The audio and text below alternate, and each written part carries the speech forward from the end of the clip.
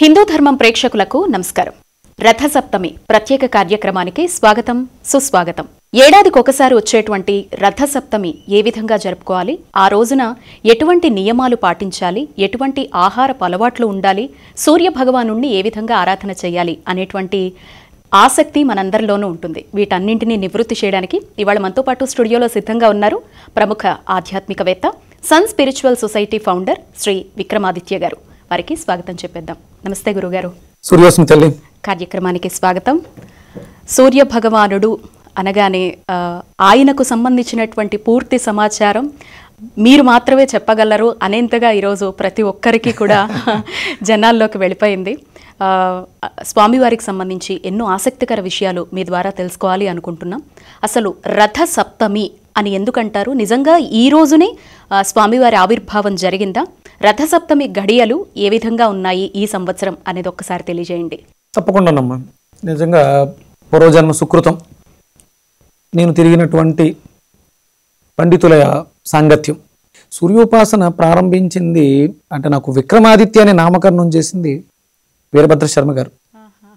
విమలాదిత్యుడి గుడిలో, వారణాసిలో విమలాదిత్యుడి గుడిలో వీరభద్ర శర్మ గారి చేత విక్రమాదిత్య అనే నామకరణం చేయించుకోవడం జరిగింది.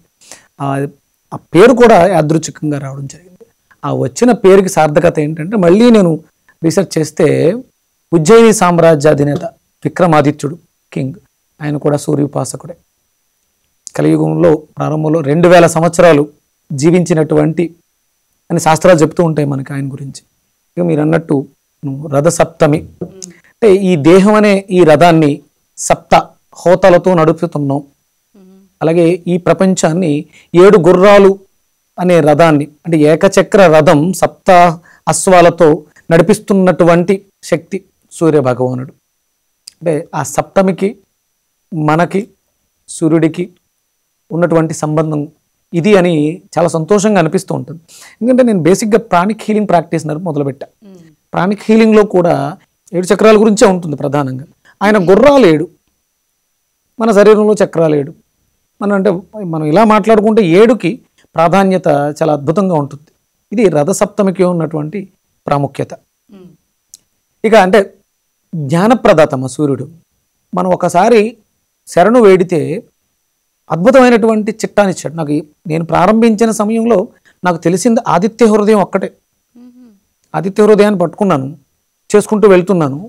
ఇక సూర్య ఉపనిషత్తు, నిఘంటువులు, అసలు సూర్యుడి మీద ఇంత వాంగ్మయం ఉందా అంటే వేదాలు ఏం చెప్పుతున్నాయి, ఇవన్నీ కూడా అద్భుతంగా ఈ 4 ఏళ్లలోనూ ఆయన నాకు పరిచయం చేసేయడం జరిగింది. అంటే మీరు అన్నారు సూర్యుడికి సంబంధించిన ఏదైనా మాట్లాడాలంటే నేను గుర్తొస్తాను. నాకంటా కఠోర దీక్షా పరులు చాలామంది సూర్యోపాసకులు ఉన్నా మరి ఎందుకో ఆ భగవంతుడు నన్ను సెలెక్ట్ చేసుకోవడం ఆ పూర్వజన్మ సుకృతం. మీరు అన్నట్టుగానే సూర్య భగవానుడు అనగానే డి విటమిన్ ఇస్తారు అనో, స్వామివారి కిరణాలు మన ఆరోగ్యానికి మంచిదనో, ప్రత్యక్ష దైవం అనో ఇది ఒక్కటి మాత్రమే తెలుసు. సంవత్సరానికి ఒకసారి ఈ మాఘమాసంలో వచ్చే రథసప్తమి నాడు పాలు పొంగించాలి, ఇంతవరకు మాత్రమే తెలుసు. సూర్య భగవానుడి గురించి తెలుసుకోవాల్సినటువంటి విషయాలు ప్రస్తుత జీవన శైలికి ఏముంటాయి? మనకి కలియుగ దైవం ఎవరు? వెంకటేశ్వరుడు. శ్రీరామచంద్రమూర్తికి ఇష్టమైనటువంటి ఆంజనేయ స్వామి. ప్రకృతిలో ఈ యుగంలో అత్యంత శక్తివంతమైనటువంటి అంటే ఏదైనా వేస్తే 10ంతలయ్యే పాత్ర ఏంటి? అక్షయ పాత్ర. రోజుకి 10,000 బంగారాన్ని పెట్టేటువంటి వస్తువు ఏంటి? శమంతకమణి. కలియుగ దైవం అయినటువంటి వెంకటేశ్వర స్వామికి ఇంత కీర్తినిచ్చినటువంటి గోవిందుడు ఎవరు? సూర్యనారాయణమూర్తి. ఆయన గోవులకు గోపతి సూర్యుడు. అంటే ఆయన కిరణాలకి గోవులు అని పేరు, ఆవుకి గోమాత అని పేరు. ఆయన కిరణాలు సోకడం వల్ల ఆవు గోమాత అయింది, అంటే గోవుల్ని స్వీకరించింది. ఆయన గోపతి. ఆయన గోవిందుడు నామాన్ని ఉచ్చరించారు వెంకటేశ్వర స్వామి. ఈరోజు కలియుగానికి దైవం అయి 7 కొండల మీద 7 కొండలు 7 గుర్రాలు ఆయన చేసిన దీక్ష. అంటే కలియుగ ప్రారంభంలో వెంకటేశ్వర స్వామి 12 సంవత్సరాల పాటు సూర్యదీక్షను చేశారు. తద్వారా ఆవిడికి పద్మావతి లభించింది. తద్వారా కుబేరుడు అప్పిచ్చాడని చెప్తారు. మనకు పైకి వెళ్ళిపోయి కొండ మీద కూర్చుని మన కలియుగాన్ని దైవంగా పారేస్తూ మన ఇలవేలిపై కూర్చున్నాడు. ఇదంతా కేవలం సూర్యుడి వల్ల. మీకు ఆంజనేయ స్వామి గురించి అడిగారు. ఆయనకు చాలా విద్యలు తెలుసు కదా. అంటే పుట్టినప్పుడే బాలుడికి వెళ్ళి ఆయన విజ్ఞేద్దాం అనుకున్నాడు. అలాంటి బాలుడి ఆ ధీరత్వానికి మెచ్చి ఆయనకు విజ్ఞానాన్ని నేర్పించాడు. ఆ విజ్ఞానం రాముల వారికి సహకరించేలా చేసింది. అందుకని ఆంజనేయ స్వామి శక్తికి కారణం సూర్యనారాయణమూర్తి. ఇక ధర్మరాజు రాజ్యాన్ని కోల్పోయి అరణ్యవాసం వెళ్తున్నప్పుడు తనతో పాటు కుటుంబ సభ్యులతో పాటు వీళ్ళందరూ కూడా పురజనులందరూ కూడా ఆయనతో వచ్చేస్తారు. మీరు లేని మా రాజ్యం మాకింది, మేము తినడానికి ఆకుల అలములో తింటాం, మరి మీ అందరికీ ఏం పెట్టాలంటే అప్పుడు ఆయన గురువు గారు చెప్తారు సూర్యోపాసన చేయ. ఆ సూర్యోపాసన చేయడం ద్వారా అక్షయ పాత్రని ఇచ్చారు. మనకి సమంతకోపాఖ్యానం ఉంటుంది. శ్రీకృష్ణ పరమాత్మ అడుగుతాడు సత్రాజిత్తుడికి, ఎవరిచ్చారు? సూర్యోపాసన వల్ల సత్రాజిత్తుడికి సమంతకమని సూర్యుడు ఇచ్చారు. ఇంతకన్నా విలువైంది ఇంకేమైనా ఉంటుందా ఈ సృష్టిలో? మనం గానుగాపూర్ వెళ్ళాం కదా, దత్తాత్రేయుడు. మీరు దత్త సాంప్రదాయంలో క్షేత్రాలు చూడండి, నదీ పరివాహక ప్రాంతాలు ఉంటాయి, ఔదుంబర వృక్షాలు ఉంటాయి.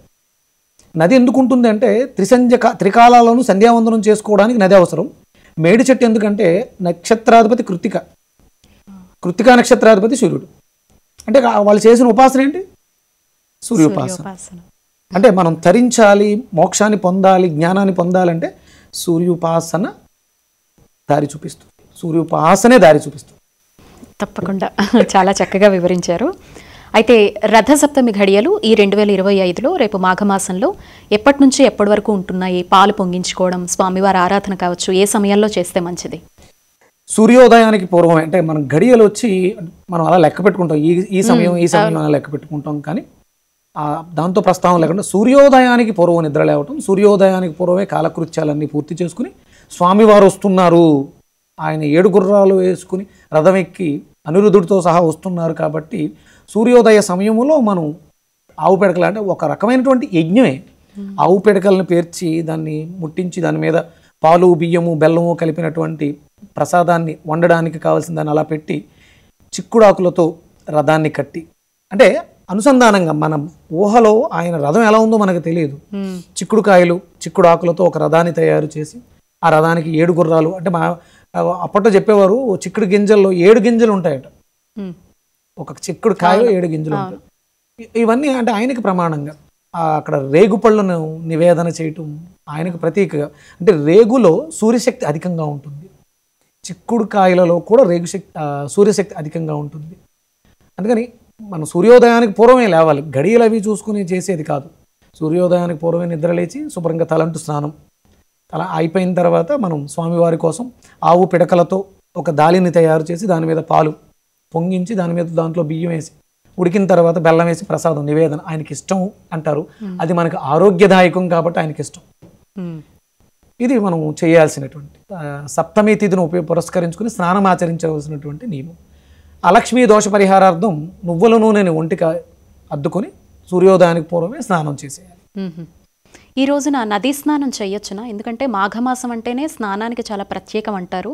అందులోనూ రథసప్తమి వంటి విశేష పర్వదినం వచ్చినప్పుడు ఆ రోజున స్నానాది క్రతువుని ఏ విధంగా చేస్తే మంచిది? సంకల్ప స్నానం చేస్తామంటే సంధ్యావందనానికి అనువైన యోగ్యమైనటువంటి ప్రాంతం నదీ పరివాహక ప్రాంతమే. నదులలో మనం మొల వరకు, నాభి వరకు, అంటే నాభిస్థానం సూర్యనారాయణమూర్తిదే, ఇక్కడ వరకు కూడా నీటిలో ఉండి మనం అర్ఘ్యప్రదాన చేయడం ద్వారా స్వామివారికి స్నానం ఆచరించి అర్ఘ్యప్రదానం చేయడం ద్వారా మన ప్రారబ్ధ కర్మలు నాభితో తెచ్చుకుంటాం జన్మ తీసుకునేటప్పుడు. ఇది ప్రక్షాళన చేయబడుతుంది. నామం ఉచ్చరించడం వల్ల అగ్ని ప్రచోదనం చెంది మన లోపల ఉన్నటువంటి చిదాగ్ని ప్రచోదనం చెంది మన చేసుకున్నటువంటి ప్రారబ్ధాన్ని దగ్ధం చేస్తుంది, అది జలం శుద్ధి చేస్తుంది. అందుకని నదీ పరివాహక ప్రాంతాల్లో స్నానం ఆచరించి అర్ఘ్యప్రదానం చేయడం ద్వారా ఆ కిరణాలు మనల్ని తాకుతాయి. అంటే ఏ భగవంతుడు కూడా, మనం చూసే ఏ భగవంతుడు కూడా మనల్ని తాకుతాడో లేదో మనకు తెలియదు, కానీ సూర్యకిరణాలు మనల్ని తాకుతాయి. కిరణాలు అంటే కరములు, ఆయన చేతులు, అవి మనల్ని తాకకుండా ఉండవుగా. అంటే మనం ప్రార్థిస్తే ప్రేమతో ఆయన చేతులతో వచ్చి స్పృశిస్తాడు. చలేస్తుందమ్మా, ఇలా ఎండలో నిలబడితే ఆయన చేతులతో దగ్గరకు తీసుకుంటాడు కదా, వెచ్చగా ఉంటుంది కదా, వెచ్చటి కౌగిలిలో ఆయన కౌగిలిలో బంధింపబడుతున్నాగా. ఇంతకన్నా నిదర్శనం ఇంకా ఏ భగవంతుడైనా చూపించగలమా? అది ప్రేమతో, తన్మయత్వంతో నామస్మరణ చేస్తూ నదీ పరివాహక ప్రాంతాలు సంధ్యావందన క్రతువులకి, అంటే ఇప్పుడు మీకు నేను చెప్పాను దత్త సాంప్రదాయంలో గురువులందరూ కూడా మ్యాక్సిమం, మీరు రావణ బ్రహ్మ ఆయన కఠోరమైనటువంటి శివభక్తుడు, సాయం సంధ్య అవుతుంది, సూర్యోదయం అవుతుందంటే తను ఎంతటి దీక్షలో ఉన్నా నది దగ్గరలో నదిలో స్నానం చేసి సంధ్యావందనం చేసిన తర్వాతే సూర్యోపాసనకి వెళ్తారు, శివ అర్చనకి అభిషేకానికి వెళ్తారు. అంటే అంత ఉత్కృష్టమైనటువంటి దీక్ష ఇది. నది ఉంది అంటే అసలు విడిచిపెట్టదు. నేను ఊరు వెళ్తాను, మాకు అక్కడ కాలువ ఉంటుంది, కంపల్సరీ కాలువలో స్నానం చేసి సంధ్యావందనం చేస్తాను. అది చాలా అంటే ఆ పుణ్యం ఇప్పుడు మన హైదరాబాద్లో కావాలంటే దొరకదు. అవి దొరికినప్పుడు దాన్ని వినియోగించుకొని త్రికాలాలయందు సంధ్యావందనం నదిలో చేయడం ద్వారా అద్భుతమైనటువంటి ఫలితాలు పొందగలుగుతాం. సూర్య అర్ఘ్యానికి కూడా అంత ప్రాధాన్యత మన శాస్త్రంలో ఎందుకు ఇవ్వబడింది? అర్ఘ్యాన్ని ప్రతిరోజు ఇవ్వచ్చునా, లేదా సంవత్సరానికి ఒకరోజు మాత్రమే గుర్తు చేసుకునేటువంటి క్రతువా? ఇక్కడ అంటే సంధ్యావందనంలో మనకి మంత్రాలు ఉంటాయి. సూర్యశ్చ మామన్యుశ్చ మన్యుపతయశ్చ మన్యుకృతేభ్య పాపేభ్యో రక్షంతాం యద్రాత్ర్యాం పాపమకారశం మనసా వాచా హస్తాభ్యం పద్భ్య మొదలైన శిస్నా రాత్రిస్తదవలంపతు యత్కించ దురితం మై మామమృత సూర్యో జ్యోతిషి జిహోమి స్వాహ. అంటే మన మనసులో కానీ శరీరంలో కానీ కళ్ళతో కానీ చెవులతో కానీ మనం ఏవైతే పాపాలు చేశామో ఆ పాపాలన్నీ కూడా యదహ్నాత్ కురుతే పాపం తదహ్నాత్ ప్రతిముచ్యతే, యద్రాత్ర్యాత్ కురుతే పాపం తద్రాత్ర్యాత్ ప్రతిముచ్యతే. సంధ్యావందన మంత్రం ఇది. అంటే ఎప్పుడైతే మనసులో చెడు ఆలోచన వచ్చిందో అది అప్పుడే దహించి వేయుగాక. ఎప్పుడైతే రాత్రి మనం పొరపాట్లు చేస్తాం, తెలుసో తెలియకో చేతులు ఎక్కడెక్కడో తాకుతూ ఉంటాం, అవి కూడా పాపాలే. అవన్నీ కూడా అప్పుడే దహించి వెయ్యుగాక. సూర్యో జ్యోతి జిహోమి స్వాహ. నువ్వు తీసేసుకో నా తండ్రి. ఆ చేతిలో జలం వేసుకుని ఉదకాలను ప్రోక్షణ చేసుకుంటాం. ఆ పోహిష్టామ యోభోహాన ఊర్జే దదాతన మహేరణాయ చక్షసే యోవశివ తమోరస. ఉదకాలు శరీరాన్ని శుద్ధి చేస్తాయమ్మా. ఒక్కొక్క చుక్క మన శరీరం మీద పడుతున్నప్పుడు మనం ప్రోక్షణ చేసుకునేటప్పుడు మన శరీరం చుట్టూ నల్లగా అలుముకున్నటువంటి నెగిటివ్ ఎనర్జీ, పాపాల శక్తి పటాపంచలైపోయి పేలిపోయి వెళ్ళిపోతున్నట్టు ఉంటుంది. ఇప్పుడు పాపాలు మీరు చేస్తూ ఉంటే, అంటే మనం కర్మ చేస్తూ ఉంటాం, పాపమా పుణ్యమా పక్కన పెడదాం, చేసిన కర్మ తాలూకు ప్రారంధాన్ని మన శరీరం అంటిపెట్టుకుని ఉంటుంది. వాటిని బ్రాహ్మణు అంటే ఉపనయన సంస్కారం జరిగినప్పుడు ఉదయం మధ్యాహ్నం సాయంత్రం త్రికాలాలయందు సంధ్యావందనం చేస్తుంటారు. ఎందుకంటే వాళ్ళు మన కోసం జపాలు చేయడం, యజ్ఞాలు యాగాలు చేయడం, వాళ్ళకి ఆ దుష్కర్మలు తీరుస్తుంటారు కాబట్టి వీళ్ళకి కొంచెం అంటుకునే అవకాశం ఉంది. కాబట్టి త్రికాలాలయందు ఎవరైతే సంధ్యావందనం చేస్తారో వాళ్ళు బ్రాహ్మణులు. కంపల్సరీ మనం నాకేం అక్కర్లేదు, నేనేం పాపం చేయలేదు అన్నప్పుడు సంధ్యావందనం రోజు అవసరం లే. మనం కర్మ చేస్తున్నాం అన్నప్పుడు కంపల్సరీ ఆ కర్మల్లోంచి విడిపడాలి. కాబట్టి త్రికాలాలయందు సంధ్యావందనం చేసుకోవటం విధి. లేదు ఇక మాకు అక్కర్లేదు గాడుకుంటే ఇవేమీ లేవు అంటే సంవత్సరానికి ఒకసారి, లేదనుకుంటే ఇప్పుడు 140 ఏళ్ళు 144 ఏళ్ళు కుంభమేళ. ఇప్పుడు పాపాలు ఎక్కువ చేసామంటే అందరం అటు వెళ్ళిపోతున్నాం కదా. ప్రతినిత్యం అవసరం అమ్మా. సూర్యుడితో అవసరం రోజు ఉందా లేదా? రోజు ఉంది, రోజు చేయాలి. కృతజ్ఞత, థ్యాంక్స్ చెప్పడమే. నేను నిన్న చేసిన దానికి ఇవాళ స్వామి తప్పక అవసరం, బ్రతుకు తెరువు కోసం చేశాను, దాన్ని నువ్వు తీసేసుకో స్వామి అని వేడుకోవటం. అయితే మీరు అన్నట్టుగా ఉపాధి కోసమో జీవన శైలి రీత్యానో చాలామంది ఇది విధానం అని తెలిసినా కూడా చేయలేనటువంటి పరిస్థితుల్లో చాలామంది ఉండిపోయి ఏడాదికి ఒకసారి వచ్చేటువంటి ఆ ఒక్కరోజునైనా వినియోగించుకోవాలి అనే ఆలోచనలో చాలామంది ఉంటారు కదండి. మరి రథసప్తమి నాడు ఉదయం నుంచి సాయంత్రం వరకు ఏ విధంగా మనం ఆచరణ పరంగా కావచ్చు, విధానాల పరంగా కావచ్చు ఉంటే స్వామివారు తృప్తి పడతారు? ఆ విధానం ఒక్కసారి చెప్పండి. స్వామివారు తృప్తి పడతారు అంటే వినివీధిలో ఎక్కడో కొన్ని 1,57,680 మైళ్ళు దూరాన్ని ఇది చెప్తారు డిస్టెన్స్. భూమికి సూర్యుడికి ఉన్నటువంటి డిస్టెన్స్ 1,57,680. అంత దూరంలో ఉన్నాడు. ఆయన తృప్తిపరచడానికి మనం ఇంత జలాన్ని పొయ్యాలి. చిచ్చక్తి రూపంలో ఇక్కడ ఉన్నాడు. తృప్తి అనేది ఈయనకి, ఈ సూర్యుడికి ఆ సూర్యుడికి అనుసంధానం ఉంది కాబట్టి దీన్ని తృప్తిపరచడం ఎలా? ఉపవసించటం, దీనికి దగ్గరగా ఉండడం, ఏమీ చెత్త పదార్థాలు లోపల వేయకుండా దానికి కావలసినటువంటి గోఘృతం, గోదధి, గో క్షీరం వీటిని విరివిగా వాడుతూ ఆదిత్య హృదయాన్ని, ఆదిత్య హృదయము ఇంకా దాన్ని మించింది లేదమ్మా. హృదయం అది. నీకు హృదయం ఉందా? అది కలత చెందుందా? సంతోషంగా ఉందా? కలతలతో బాధపడుతున్నావు, ఆదిత్య హృదయాన్ని చదువు. నీ హృదయంలో ఉన్నటువంటి కలతను తీసేస్తుంది ఈ చిచ్చక్తి రూపంలో ఉన్నటువంటి సూర్యశక్తి. ఆదిత్య హృదయాన్ని చదవటం, సాత్వికమైనటువంటి ఆహారాన్ని హవిస్సుగా, యజ్ఞకుండం లోపల ఉంది. మనం బయట యజ్ఞకుండం తీసుకుని కిలోలు వేసే అక్కర్లా. ఆవునెత్తితో అభికరించినటువంటి అన్నాన్ని పాలతో తడిపి, ఉత్తి పాలతోటే ఆవుని అభికరించుకుని దాన్ని ప్రసాదంగా స్వీకరిస్తూ సాత్వికమైనటువంటి జీవితాన్ని కనీసం ఈ రథసప్తమి రోజైన మన శరీరంలో సప్తహోత ఏ నేదం భూతం భువనం భవిష్యత్ పరిగృహేతమృతేన సర్వం ఏన యజ్ఞస్త్రాయతే సప్తహోత తన్మే మన శివ సంకల్పమస్తు. లోపల ఉన్నటువంటి మనస్సుని పట్టుకుని 7 గుర్రాలను అధిరోహించి చేరుస్తున్నటువంటి ఈ జీవన సంకల్పంలో శివుడు అంటే ప్రాణశక్తిగా ఉన్నటువంటి శివుడు తృప్తి చెందుగాక, యజ్ఞాన్ని స్వీకరించుగాక అని మంత్రం అది. ఇవి చదువుతూ అంటే చదవక్కర్లేదు, సాత్వికమైన ఆహారాన్ని తీసుకుంటూ ఆ రోజంతా ఆ నామస్మరణ. ఓం సూర్యనారాయణాయ, సూర్య అష్టాక్షరీ మంత్రం. ఓం నమ శివాయ, శివాయ నమ. ఆదిత్య హృదయం 3 సార్లు చదవటం, అవకాశం ఉంది 12 సార్లు చదవడం. చాలా కష్టాల్లో ఉన్నాం అందరం కూడా. అవన్నీ తీర్చబడి ఉన్నాయి. మనకు లోన్ శాంక్షన్ అయింది, బ్యాంక్కి వెళ్ళి సంతకం పెట్టి డబ్బు తెచ్చుకోవటమే. మనం అజ్ఞానంతో, భయంతో, బిడియంతో వాటిని కోల్పోతున్నాం. ఆదిత్య హృదయం చదవడం ద్వారా అప్పటి వరకు రాముల వారికి తెలియదమ్మా రావణాసురుడిని చంపడానికి చాలా అస్త్రాలు ఉన్నాయి కదా. కేవలం ఆదిత్య హృదయం 3 సార్లు చదివిన తర్వాత ఒక్క బాణం వేస్తే అయిపోయిందే రావణ వధ. అంటే అప్పటి వరకు స్ఫురణలోకి రాలేదు. ఆదిత్య హృదయం చదవడం ద్వారా, సూర్య ఆరాధన చేయడం ద్వారా జ్ఞానం వచ్చింది, లైట్ వచ్చింది. ఇమీడియట్గా ఒక్క బాణం వేస్తే కార్యక్రమం పూర్తయిపోయింది. మనకు అందరికీ కూడా అన్నీ ఇవ్వబడి ఉన్నాయి, కానీ ఎక్కడో మనం కీస్ పాడేసి మర్చిపోయాం. వాటిని వెతుక్కోవాలంటే లైట్ కావాలి. ఆ లైట్ సూర్యుడి నుంచి వస్తుంది. సూర్య ఆరాధన, సూర్యుడికి ఎంత దగ్గరగా ఉంటామో అక్కడ కాదు ఇక్కడ. అంటే లోపల ఏం జరుగుతుంది, ఏం తింటున్నాము అని స్పృహతో ఉంటాము. అది మన జీవితాన్ని గమ్యస్థానానికి చేరుతాం. తప్పకుండా. ఈ రోజున ఆరోగ్యం కోసం అని చెప్పి దేశాలు పరిగెట్టడానికి కూడా వెనకాడటం లేదు ఎవ్వరూ కూడా. ఆరోగ్యం కావాలి అని. కానీ ప్రత్యక్షంగా స్వామివారు ఉన్నా కూడా గుర్తించేది చాలా తక్కువ మందని అనుకోవచ్చు. కాల గమనానికే ఆయన అధినాయకుడిగా ఉన్నారు. మరి అటువంటి స్వామివారిని ఇప్పటి నుంచైనా తెలుసుకొని ముందుకు వెళుతూ ఆరోగ్యాన్ని అదుపులో పెట్టుకోవాలంటే ఎటువంటి ఆరాధనతో, అంటే కాలంతో పరుగులు పెట్టే రోజులైనా ఒక సులభమైన విధానం చెప్పండి. ఏం లేదమ్మా, నమస్కార ప్రియో భాస్కర. సూర్యోదయానికి పూర్వం నిద్రలేవటం, సూర్యుడికి ఉదయిస్తున్న సూర్యుడికి నమస్కారం చేయడం, సూర్యాస్తమయం లోపు మన దైనందిన కార్యక్రమాల్లో లోపలికి తీసుకునే పదార్థాలని తీసేసుకోవడం, సూర్యాస్తమయం తర్వాత ఆపేయడం. ఇంతకు మించి ఇంకేమీ చేయొద్దు. మీకు ఆరోగ్యం కావాలా, మంచి బ్రేక్ఫాస్ట్, ఉదయకాలం తీసుకునేటువంటి పలహారం అంటాం మనం. ఫలాలు తీసుకోవాలని పలహారం అంటాం దాన్ని. మధ్యాహ్నం మంచి పుష్టికరమైనటువంటి సాత్వికమైనటువంటి ఘృతము కలిగినటువంటి ఆవునేతితో అభికరించని పదార్థం వ్యర్థం.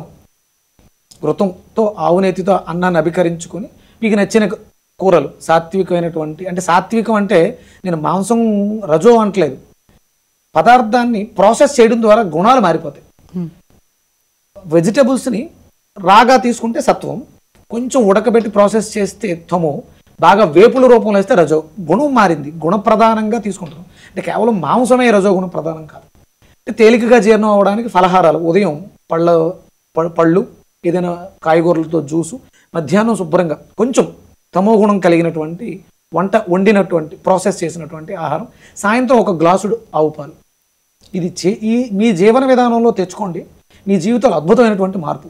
మీరు కీరో గురించి విన్నారా? పామిస్ట్ చేతులు చూసి అద్భుతమైనటువంటి ఆయన 3 సంవత్సరాల పాటు కేవలం ఆవు పాలతో అన్నం తిన్నాడు. ఆయన ఇంకేం తినలా. చేయి చూస్తే భవిష్యత్తులు కనపడేవంట ఆయనకి. ఇందిరాగాంధీ భవిష్యత్తు చెప్పాడు, భారతదేశం యొక్క భవిష్యత్తు చెప్పాడు, రాబోయే యుద్ధాల గురించి చెప్పాడు. కేవలం ఆయన చేసింది 3 సంవత్సరాల పాటు ఓన్లీ పాలు, ఆవు పాలతో ముంబై నగరంలో సహజీవనం చేస్తూ ఆయన ఇండియా వచ్చి ఈ సాధన చేసుకుని పండితుల దగ్గర పామిస్టరీ నేర్చుకుని ప్రపంచ ఖ్యాతి పొందారు కీరో పామిస్ట్. ఆయన మీరు ఆటోబయోగ్రఫీ చూస్తే చెప్తారు, అందులో నేను 3 సంవత్సరాల పాటు కేవలం ఆవు పాలతో అన్నం తిన్నాను కాబట్టి నాకు ఇంత జ్ఞానం వచ్చింది. ఇంతకన్నా సింపుల్ ఏముందమ్మా, పెద్ద పెద్ద పూజలు ఏం చేయట్లేదు. సూర్యోదయం పూర్వం లేచి స్నానం చేసి చేతులు జోడించి థ్యాంక్ యూ, కృతజ్ఞతలు, మధ్యాహ్నం సాత్విక ఆహారం, సాయంత్రం ఒక గ్లాసుడు పాలు, ఒక తేలిక, లేకపోతే పాలు దొరకట్లేదు ఏదైనా ఒక జావ, వేడివేడి జావ, అయిపోయింది జీవితం. చాలు. బ్రతకడానికి తినడం కోసం బతకొద్దు, ఆరోగ్యంగా జీవిద్దాం. సన్ స్పిరిచువల్ సొసైటీ తరపున మీరు గత కొన్నేళ్లుగా మాఘమాసం వస్తుంది అనగా, లేదా రథసప్తమి వంటి విశేషమైనటువంటి పర్వదినాలు వచ్చినప్పుడు కావచ్చు, ఏదో ఒక ఆధ్యాత్మిక కార్యక్రమాలు అయితే చేస్తూ ఉంటారు. ఈసారి ఏం చేయబోతున్నారు?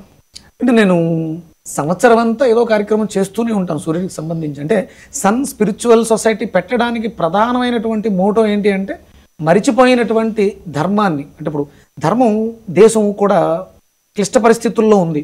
దీనికి ప్రధానమైనటువంటి కారణం ఏంటంటే సూర్యోపాసన దూరం అవ్వడం.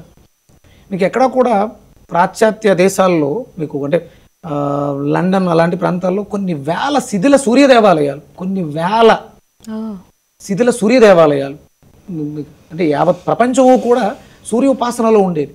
ఈ వెస్ట్రన్ కంట్రీస్ వాళ్ళు ఇక్కడికి వచ్చి మన భారతదేశాన్ని, మన భారతీయులందరినీ కూడా మభ్యపెట్టి ఈ సూర్య ఆరాధనని దూరం చేశారు. అంటే జ్ఞానాన్ని దూరం చేస్తే మనిషిని వశపరచుకోవడం ఈజీ.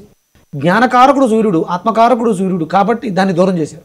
దానికోసం వాళ్ళు ఒక 4-5 సంవత్సరాల పాటు రీసెర్చ్ చేసి ఇంత పెద్ద పకడ్బందీ ప్లాన్ వేశారు భారతీయులకు సూర్యుని దూరం చేయడం అనేది. అందుకని నేను ప్రతి నెలా చేస్తాను, ప్రతిరోజు చేస్తాను. ప్రత్యేకంగా అంటే పుణ్య కార్యక్రమాలకి, అంటే వివాహ సంబంధమైనటువంటి కార్యక్రమాలకి మాఘమాసం చాలా విశేషం. అంటే పూర్వం మాఘమాసంలోనే వివాహాలు జరిగేవి కాబట్టి ఆ బంధాలు శాశ్వతంగా నిలబడి ఉండేవి. ఇప్పుడు మనం ముహూర్తాలు ఎప్పుడు పడితే అప్పుడు ముహూర్తాలు చూసి పెట్టేసుకున్నాం, ఆ బంధాలు అంత శాశ్వతంగా ఉండట్లేదు. అందుకని ప్రధానంగా మాఘమాసం అనేది పుణ్య కార్యక్రమాలు చేసుకోవడానికి చాలా ప్రాధాన్యం కలిగింది. కాబట్టి మాఘమాసం మహాశౌర్యయాగం అని చెప్పేసి అని చేస్తున్నాం. ఎప్పటి నుంచి ఎప్పటి వరకు? ఇది జనవరి 30 నుంచి ఫిబ్రవరి 28 వరకు. ఇందులో ఎవరైనా పాల్గొనవచ్చా? అందరూ కూడా పాల్గొనాలి. నేను మీకు చెప్పాను, వెంకటేశ్వర స్వామి సూర్యదీక్ష 12 సంవత్సరాలు చేశారు. ఆయన వెంకటేశ్వర స్వామి అయి కూర్చున్నారు. అందుకని అందరూ చేయాలి. అందరికీ డబ్బు అవసరం, అందరికీ లక్ష్మి అవసరం, అందరికీ ఆరోగ్యం అవసరం. ఆరోగ్యం భాస్కరాధీనం. అందుకని ఏంటంటే అందరూ రావాలి, అందరికీ తెలియాలి.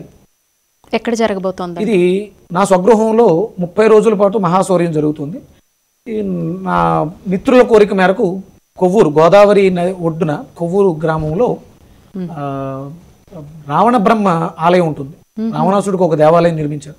అక్కడ బ్రహ్మసూత్ర మల్లన్న అని ఒక దేవాలయం ఉంది. ఆ దేవాలయ ప్రాంగణంలో 14 రోజుల పాటు చేస్తున్నారు.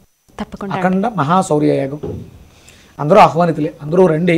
స్వామివారి అనుగ్రహాన్ని అందరూ పొందాలి. సూర్యుడు నా ఒక్కడి కోసమే కాదు, అందరి కోసం, ప్రపంచ శాంతి కోసం. లోకం బాగుండాలి, అందరూ బాగుండాలంటే అందరూ సూర్యుడిని ఆరాధించాలి. ఆయన గురించి కొంతైనా తపన పడాలి. తప్పకుండా అండి. చాలా చాలా ధన్యవాదాలు విక్రమాదిత్య గారు. ఎన్నో చక్కనైనటువంటి విశేషాలు రథసప్తమి గురించి తెలియజేసి మా అందరికీ అవగాహన కల్పించారు. ధన్యవాదాలండి. సూర్యస్మృతి. ఇది ఇవాల్టి రథసప్తమి ప్రత్యేక కార్యక్రమం. మరొక కార్యక్రమంతో మళ్ళీ కలుద్దాం. నమస్తే.